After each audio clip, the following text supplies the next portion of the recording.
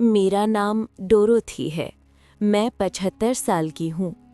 मैं ये रिकॉर्ड कर रही हूँ क्योंकि मुझे नहीं पता मेरे पास कितना वक्त बचा है इसे बोलने के लिए। किसी ख़ास इंसान के लिए नहीं, बस ज़ुबान पे लाने के लिए। एक राज है जो मैंने अपनी ज़िंदगी भर छुपाया और मुझे लगा मैं उसे छुपा रही हूँ, लेकिन अब समझ आ रहा है वो मुझे छुपाए हुए था। मैं पेंसिल्वेनिया के एक छोटे से शहर में बड़ी हुई, जहाँ हर कोई तुम्हारा नाम जानता था, तुम्हारा परिवार, तुम्हारी जिंदगी। मेरे पापा स्टील मिल में काम करते थे, मेरी माँ घर संभालती थी। मेरे 2 बड़े भाई थे जो जितनी जल्दी हो सके वहाँ से निकल गए। मैं रुक गई, इसलिए नहीं कि मैं चाहती थी, इसलिए क्योंकि मुझे पता ही नहीं था कि मैं जा सकती हूँ। जब मैं 17 साल की थी, मैं एक लड़के से मिली जिसका नाम थॉमस था। वो मेन स्ट्रीट पे हार्डवेयर स्टोर में काम करता था। उसके बाल काले थी और मुस्कुराहट टेढ़ी थी, और वो मुझे ऐसे देखता था जैसे मैं कमरे में अकेली इंसान हूँ। हमने पूरा समर साथ बिताया, नदी के किनारे चलते हुए, उसके पोर्च पे बैठे हुए, उन जगहों के बारे में बातें करते हुए जहां हम कभी गए नहीं थे। उसने मुझे बताया कि वो जाना चाहता है, कैलिफोर्निया जाना चाहता है, समुद्र देखना चाहता है, और वो चाहता था कि मैं उसके साथ चलूं। मुझे याद है वो रात जब उसने मुझसे पूछा। हम उसकी ट्रक में बैठे थे, पुराने पुल के पास पार्क किए हुए। अगस्त का आखिर था। सिकाडाज इतने शोर कर रहे थे कि कुछ सुना नहीं जा रहा था। उसने मेरी तरफ देखा और बोला, डोरोथी, मैं 2 हफ्ते में जा रहा हूँ, मेरे साथ चलो। मैंने कुछ नहीं कहा। उसने कहा, हम नई शुरुआत कर सकते हैं, हम जो बनना चाहें बन सकते हैं। मैंने अपने हाथों की तरफ देखा। उसने कहा, क्या तुम मुझसे प्यार करती हो? और मैंने कहा, हाँ। उसने कहा, तो चलो। मैं नहीं गई। मैंने उससे कहा कि मैं नहीं जा सकती। मैंने कहा कि मेरे माँ बाप को मेरी ज़रूरत है। मैंने कहा कि मैं तैयार नहीं हूँ। लेकिन ये सच नहीं था। सच ये था, मैं डर गई थी। इस बात से डर गई थी कि लोग क्या कहेंगे। इस बात से डर गई थी कि मैं अपने परिवार को निराश करूंगी। इस बात से डर गई थी कि मैं उस तरह की लड़की बन जाऊंगी जो एक लड़के के साथ भाग जाती है। तो मैं रुक गई और थॉमस चला गया। 2 हफ्ते बाद मैं अपने घर के पोर्च पे खड़ी थी और उसकी ट्रक को सड़क पे दूर जाते हुए देखा। मैं रोई नहीं, मैं अंदर गई। मैंने माँ की मदद की खाना बनाने में। मैंने टेबल लगाई।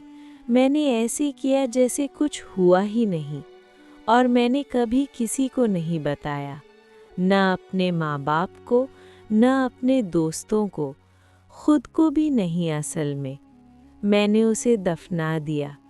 मैंने ये दफना दिया कि मैं उससे प्यार करती थी, कि मैं जाना चाहती थी, कि मैंने उस एक इंसान के ऊपर डर को चुना जिसने मुझे महसूस कराया था कि मैं जो हूँ उससे ज़्यादा कुछ बन सकती हूँ। 1 साल बाद मैं रॉबर्ट से मिली। वो बड़ा था, स्थिर था, उसकी बैंक में नौकरी थी। मेरे माँ बाप उसे पसंद करते थे। हमने शादी कर ली जब मैं 19 साल की थी। छोटा सा समारोह था। मेरी माँ रोई। मेरे पापा ने रॉबर्ट का हाथ मिलाया। सबने कहा मैं खूबसूरत लग रही हूँ।